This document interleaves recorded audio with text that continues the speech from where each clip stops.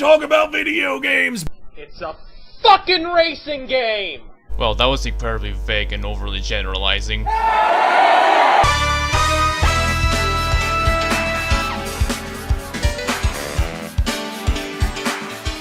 The history of the game goes way back in the early 90s, specifically in 1992.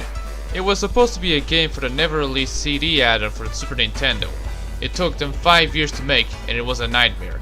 The developers, including Yamauchi, the producer and one of the designers of the game, for most of the development, stayed out of work, slept at his workplace, and it only had a very few days to go home.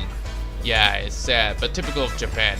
The workers are so overworked they don't have enough time to have fun or even breathe when they want to. It's sad, really.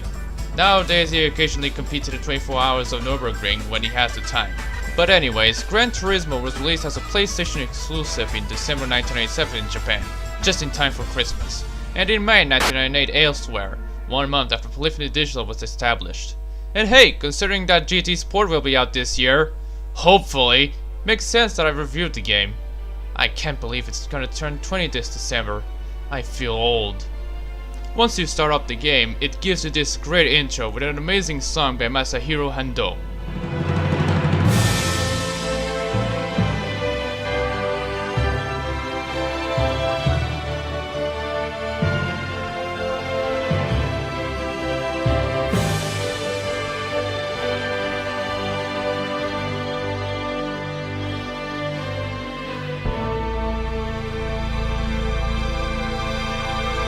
If you're playing the Japanese version. In the international releases, it's been replaced by a remix version of Everything Must Go. I don't want to sound like a weeaboo, but I kinda prefer the Japanese version. I'll talk about the music later, but the song Moon Over the Castle is one of the greatest pieces of music I've ever listened to. First time I heard it, it was on Gran Turismo 4 with the orchestral choir opening, and it's even more amazing.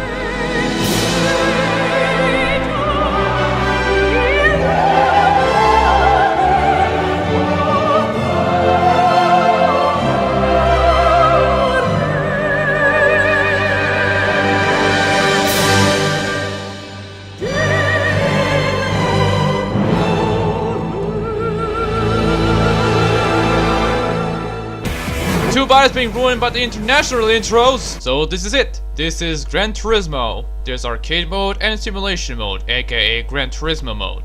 I'll tackle the arcade mode first.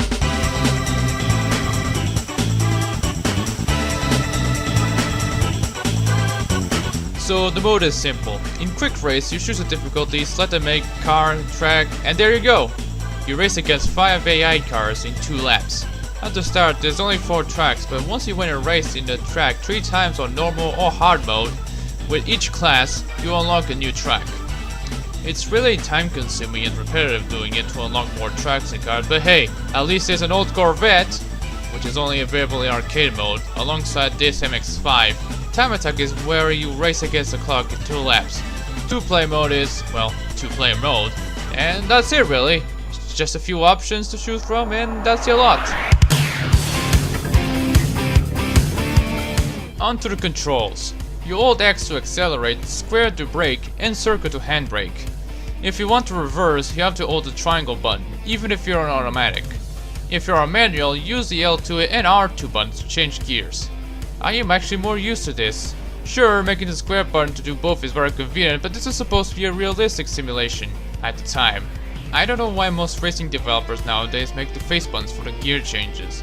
Yeah, the trigger buttons are used to brake and accelerate, but it doesn't seem very convenient to my lazy self. Thank God the control scheme remains mostly the same all the way to the 6th entry. It's more comfortable that way. I used a racing wheel in Negicom mode before, and it does wonders, although it doesn't have any suction cups, so it's kinda hard to put it still.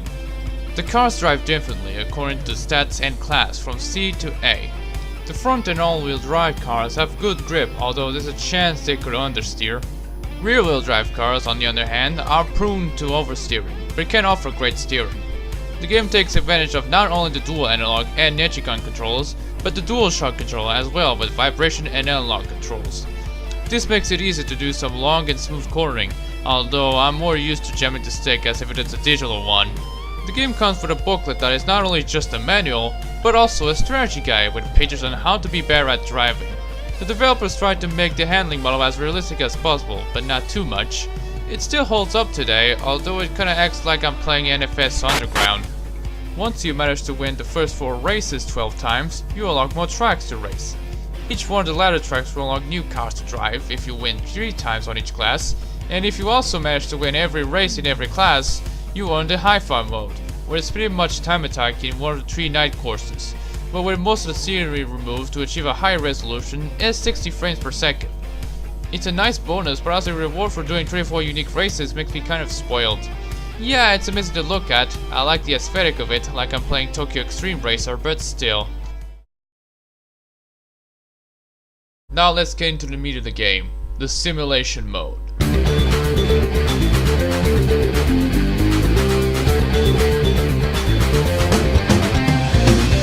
This is a mode that revolutionized and popularized the in-depth career mode, and was an inspiration for its rivals like Sega GT and most notably Forza Motorsport. You start off with 10,000 credits or 1 million credits in the Japanese version. It pretty much acts like the yen in the later version. Here you get to buy your car, join races, upgrade your ride, test drive, and even wash your car. Yeah, there's a car wash, and all it is a money waster. It is not like it only appears in here, the car wash appeared in every main entry of the franchise. I get oil changes, but not this. Another staple of the franchise is licenses, which are challenges where you have to finish a section before time runs out. And this is a requirement to join the big league races. This is where most of the frustration comes from. The licenses are a mixed bag. They range from tediously boring to frustratingly hard. First comes the B license, where the infamous straight line start-stop tests come from, where you have to brake at the point to make a full stop at the checkered area.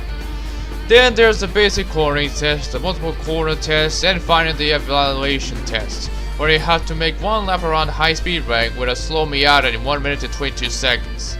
It's painfully tedious due to how slow the car is and how the track feels. This is supposed to be a high-speed track. It's a really bad choice of a track, or car for that matter.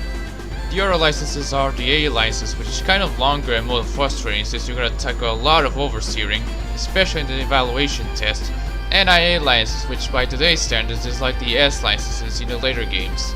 It's basically doing 1 lap races against time in 2 powerful cars. So you know what that means? Here's a hint, practice more. Once you're done with B license, you can now join a few race cups, but first you need a car. If you haven't already bought one, the game packs a bit more than 170 cars, or is it 140? The box says 290, although that probably comes to duplicate race versions. And most of them are JDM cars. The only makes that aren't Japanese are Chevrolet, Dodge, Aston Martin, and the ridiculously obscure TVR, which is an acronym for Trevor. No joke. It's highly recommended that you buy a used Japanese car as your first choice. And this is what I picked, a Mitsubishi Mirage, or Colt if you're in Europe.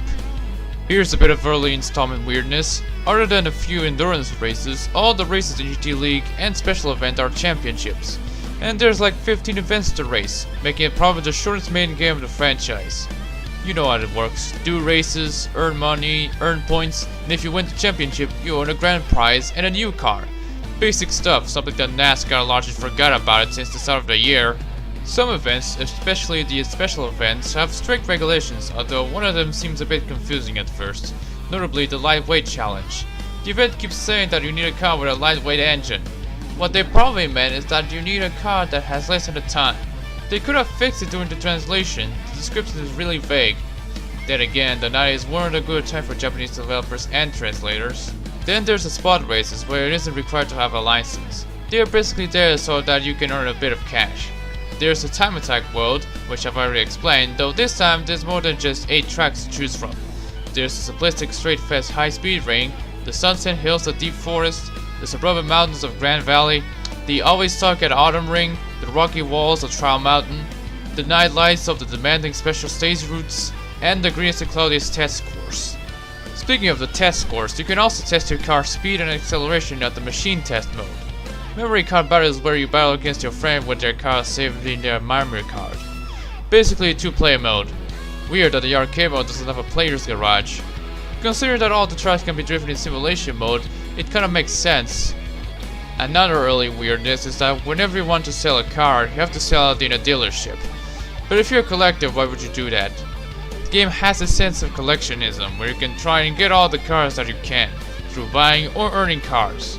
Going to the used car section to find anything interesting and upgrading it and making a racing machine. I really missed that last part. Sure, GT5 has it, but it's very limited on the cars. Also, the fact that there are events where you can get one of the two cars increases the replay value, though it could be a bit repetitive. It's a really interesting concept that was probably implemented before. Jeez, that's a lot of gameplay talk. Well, it's a really big game, might add. As for presentation, the graphics are really dated, especially when you try playing it on an emulator at 720p. This definitely should be played on a CRT TV like most 3D PlayStation games, but they were great at the time, especially Hi-Fi mode. As for the sound, believe me, doesn't have a good track record on it. I swear that Miata's engine has been repeatedly used until the third game, alongside those tiny screeches.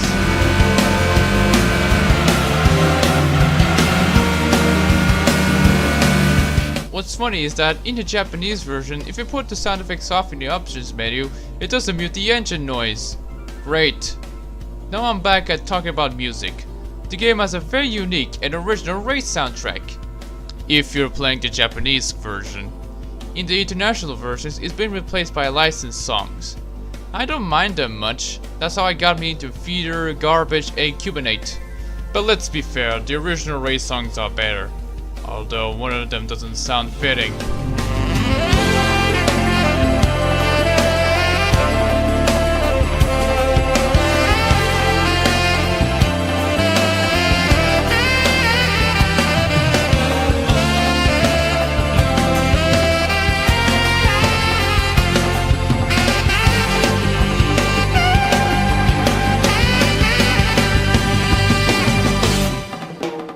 And it's not just the race songs that are replaced, every song has been replaced, from the arcade menu to the simulation mode to even the options menu.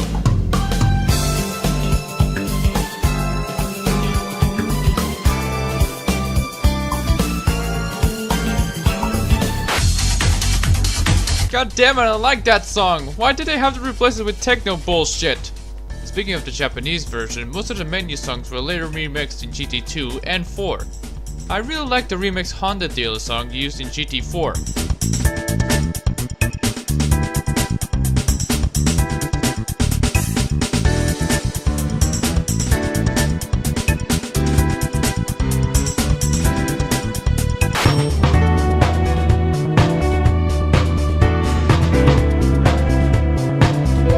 Although I kind of like the original Chevrolet dealer song rather than its remix version.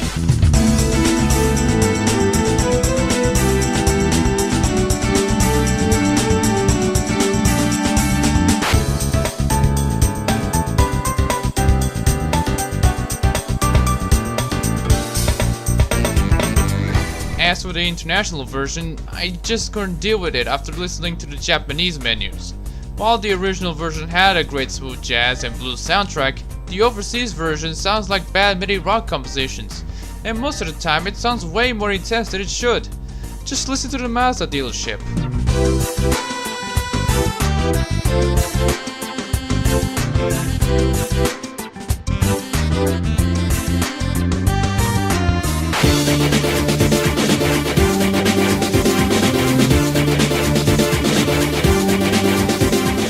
And a few songs feel way more sinister than it should.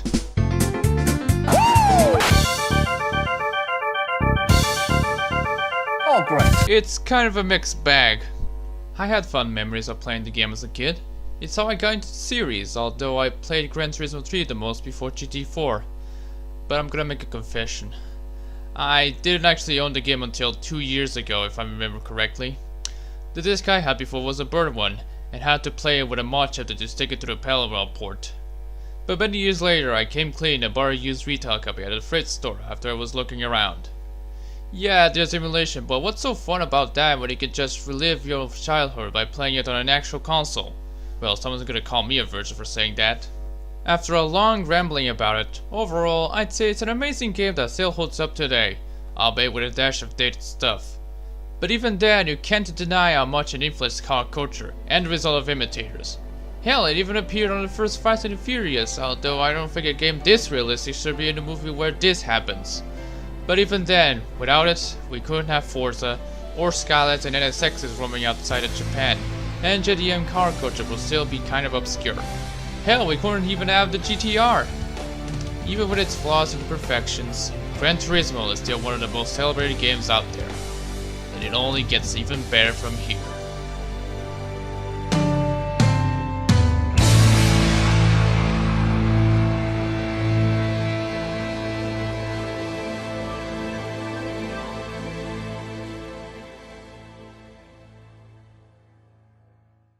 Oh, and I almost forgot. Always brake on a corner. How on earth is that realistic? No one can argue that point.